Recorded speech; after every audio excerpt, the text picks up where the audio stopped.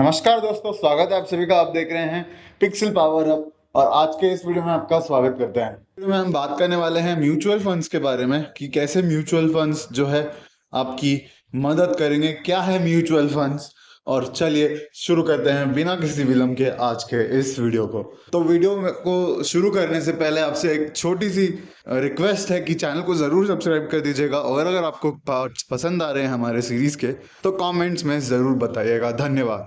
तो जो है वीडियो को हम शुरू करते हैं। तो सबसे पहले जो हमारा टॉपिक है कि क्या है mutual funds, what are mutual funds. तो म्यूचुअल फंड्स को समझने के लिए दोस्तों जो है एक सिंपल सा हम एग्जांपल लेते हैं। तो म्यूचुअल फंड्स यानी क्या है, अभी हम जाते हैं सुशील के कैरेक्टर में। ठीक है, सुशील जी एक नॉर्मल मिडिल क्लास इंसान है, लेकिन अच्छा खासा पैसा अब उनका सेव होने लगा है क्योंकि अभी वो जॉब में है, उनके पास पैसा है, साथ में फैमिली के उतने खर्चे हैं नहीं।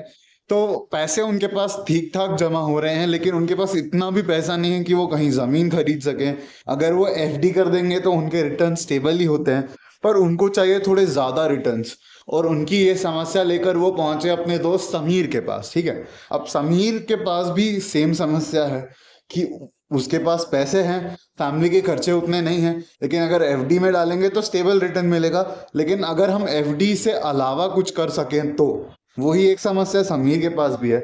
और समीर ने सुशील को बताया कि उसके 5 दोस्त हैं, सुनील, मंगेश, सनी और 2 और। इन पांचों के पास सेम समस्या है। ठीक है, सेम समस्या है कि भाई उनके पास भी पैसे तो हो रहे हैं, लेकिन एफडी में डालना नहीं चाहते क्योंकि सेम स्टेबल रिटर्न मिलेगा। तो कुछ और चाहिए जो थोड़ा सा ज्यादा रिटर्न दे सके, भले ही हम थोड़ा सा रिस्क क्यों ना ले लें, लेकिन बड़े रिस्क। क्योंकि हमें स्टॉक मार्केट के बारे में कुछ नहीं पता है, ठीक है, शेयर मार्केट के बारे में हमको कुछ नहीं पता है। उसके अलावा हमको हमको ये भी नहीं पता है कि भाई कौन सी कंपनीज में पैसा डालना है। उसके अलावा अगर हम जमीन खरीदना चाहें तो उतने पैसे भी नहीं है हमारे पास कि हम जमीन खरीद सकें। हम सोने में भी इन्वेस्ट नहीं कर सकते हैं क्योंकि सोना भी खरीदने के लिए एक साथ बहुत सारा पैसा देना पड़ेगा। तो क्या करें। तो सभी लोग एक साथ मिलते हैं और डिसाइड करते हैं कि समीर के दोस्त अमित के पास जाएंगे, जो कि एक फाइनेंशियल प्लानर हैं, एक्सपर्ट हैं। ठीक है, और अमित की फुल टाइम जॉब क्या है, अमित का फुल टाइम जो प्रोफेशन है, अमित की जो जॉब है वो ये है कि भाई वो पैसे मैनेज करते हैं लोगों के।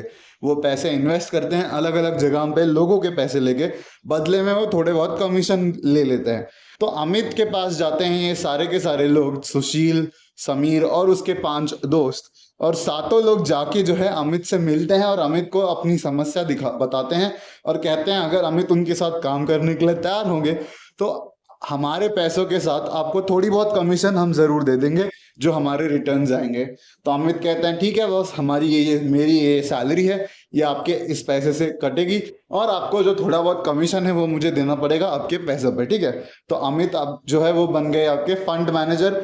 और आपने इकट्ठा करा, आपने 7 लोगों ने मिलके, सुशील और समीर और उनके 5 दोस्तों ने मिलके जो है फंड्स इकट्ठा किए। और उनके जो सारे के सारे फंड जो इकट्ठा हो गए उसको हम बोलेंगे म्यूचुअल फंड्स, क्योंकि सभी ने मिलके जो है पैसा इकट्ठा किया है और सभी मिलके उस पैसे को जो है इन्वेस्ट करेंगे अमित के मदद से। तो वो सारा पैसा अमित के पास जाएगा। अमित जो है वो करेंगे अलग अलग कंपनीज में पैसे को इन्वेस्ट, जिसमें आपके जमीन में कुछ इन्वेस्ट कर सकते हैं, वो कुछ स्टेक ले लेंगे, कुछ प्लॉट्स खरीद लेंगे कहीं पे। ठीक है, वो सोने में पैसा डाल देंगे, वो स्टॉक मार्केट में उनको कुछ कंपनीज के बारे में रिस्क और रिसर्च करके, रिस्क एंड रिवॉर्ड रिसर्च करके कंपनीज में पैसा डाल देंगे।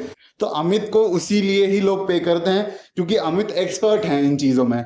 तो इसलिए अमित फंड मैनेजर है और अमित जो है कमीशन लेते हैं थोड़ी बहुत, वही म्यूचुअल फंड में आपको फंड मैनेजर करते देते हैं। तो हर एक कंपनी है, वो कंपनी एक अपना फंड निकालती है जिसको मैनेज करता है एक फंड मैनेजर। और फंड मैनेजर के पास जो पैसा है वो हम और आप जैसे आम लोग जो है छोटे छोटे अमाउंट्स दे के करते हैं, और जिससे एक बड़ा अमाउंट बनता है। जैसे कभी 7,000 करोड़ का फंड हो गया या 6,000 करोड़ का फंड हो गया, वो इन्वेस्ट होता है टुकड़ों में। कुछ हिस्सा मार्केट्स में जाएगा, कुछ हिस्सा डेट फंड्स में जाएगा। डेट यानी कि उधार लेना, किसी को आप लेंड दे रहे हो। इक्विटी फंड्स यानी जहां पे आप पूरा का पूरा पैसा स्टॉक मार्केट में डाल रहे हो।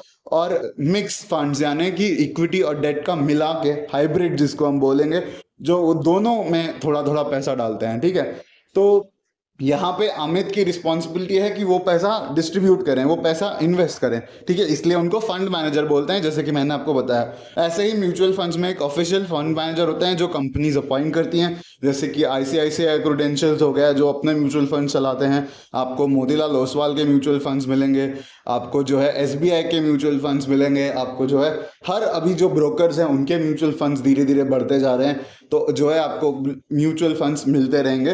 म्यूचुअल फंड्स में से आपको जो है अभी म्यूचुअल फंड्स में दो तरह से इन्वेस्ट करा जा सकता है, उस पर मैं अभी बात करूंगा कि क्या दो तरीके हैं म्यूचुअल फंड्स में इन्वेस्ट करने के। पहला है एक लंप सम इन्वेस्टमेंट, यानी कि आपने इकट्ठा जैसे 25,000 रुपये आपके पास सेव्ड है, आपने 25,000 रुपये एक साथ इन्वेस्ट कर दिए, ठीक है, वो हो गया लंप सम इन्वेस्टमेंट। दूसरा है SIP, सिस्टमैटिक इन्वेस्टमेंट। अब इसमें क्या होता है कि आपका अमाउंट जो है धीरे धीरे धीरे धीरे धीरे धीरे कटता जाता है। जैसे कि आपने डिसाइड किया कि आप 1,000 रुपये का SIP करोगे, तो 1,000 रुपये हर मंथ आपके अकाउंट से जो है कट के फंड्स के पास चला जाएगा, और वो फंड्स जो है लेते रहेंगे, आप उतना यूनिट परचेस करते रहोगे ऑटोमेटिकली।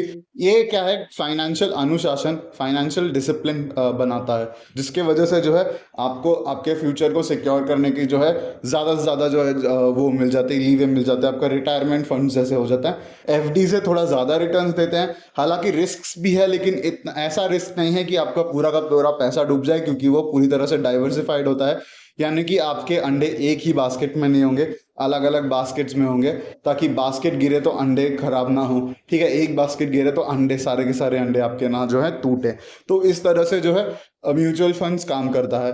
अभी म्यूचुअल फंड्स में आप 24x7 कभी भी पैसे विड्रॉ कर सकते हैं। जैसे कि स्टॉक मार्केट में क्या होता है कि आपका मार्केट टाइम है, इसी टाइम के अंदर आपको आपके शेयर्स बेचने हैं। अगर आप बाद में बेचेंगे तो ऑर्डर बनेगा, उसके बाद जब मार्केट खुलेगा तभी आपके शेयर के पैसे हटेंगे और आप जो है अपना जो है अमाउंट निकाल पाएंगे। लेकिन म्यूचुअल फंड्स में ऐसा नहीं है, 24x7 आप कभी भी जाके अपने म्यूचुअल फंड्स में से जो है पैसा निकाल सकते हैं, और जो जो आपकी जो समस्याएं हैं उनको हल कर सकते हैं। तो इस तरह से म्यूचुअल फंड्स काम करता है दोस्तों। और एडवांस टॉपिक हम लेके आएंगे इन हमारे 5 वीडियोस के financial literacy, basic financial literacy का ये दूसरा वीडियो था। आगे हम कुछ किस टॉपिक पे वीडियो बनाएं कमेंट जरूर करिएगा। आपको मिलते हैं अगली बार, तब तक के लिए धन्यवाद। और चैनल को सब्सक्राइब कर दीजिएगा, और साथ ही अबाउट पेज में आपको हमारे सारे ग्रुप्स मिल जाएंगे, उन ग्रुप्स पे जाके ज़रूर जो है ज्वाइन कर लीजिएगा। धन्यवाद।